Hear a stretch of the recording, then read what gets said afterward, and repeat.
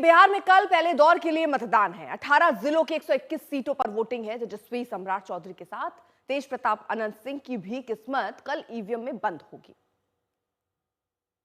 हिमांशु मिश्रा हमारे साथ हमारे सहयोगी और जानकारी के साथ जुड़ चुके हैं। हिमांशु, अब यानी देखिए प्रचार थम चुका, अब जनता को तय करना है कि वो किसे चुन रहे हैं। 18 जिलों की 121 सीटों पर वोटिंग। लालू जी के शासनकाल में बहु बेटियां सुरक्षित नहीं थी। थाने 5 बजे के बाद बंद हो जाते थे।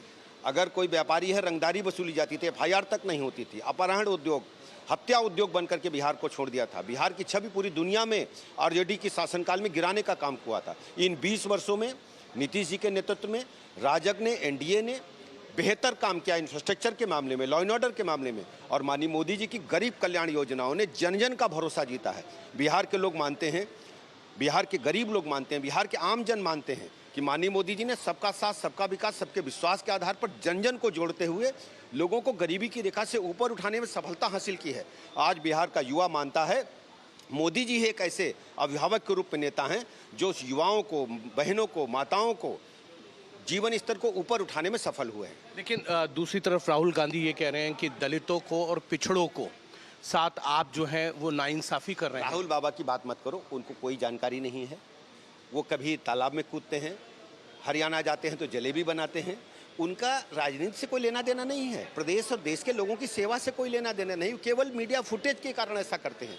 उनसे पूछिए कि मछली कहाँ होती है, हो सकता कभी कह सकते हैं कि वो आम के पेड़ पर लगती है। इन्हीं के चाचा थे जो गुड़ बोए जाने की किसानों से अपील कर रहे थे। इन लोगों का जनता जनार्दन से कोई लेना देना नहीं है। ये बड़े लोग हैं, इनका आम जनता से कट हो गया है।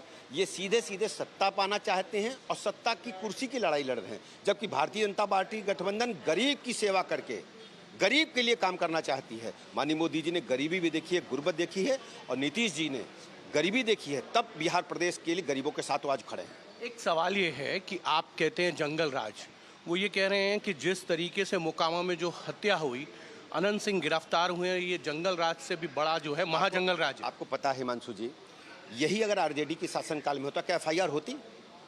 आरजेडी के शासनकाल में हत्या, लूट, डकैती, मर्डर होते थे, एक एफआईआर पंजीकृत नहीं होती थी। थाने भी बंद करके चले जाते थे 5 बजे पुलिस के लोग। आज मैं दावे के साथ कह सकता हूं, माननीय मोदी जी के मार्गदर्शन में नीतीश जी ने बेहतर सरकार देने का काम किया है, और जो भी कानून तोड़ेगा उसके खिलाफ कानून के तहत कड़ी कार्रवाई हो रही है, चाहे वो कोई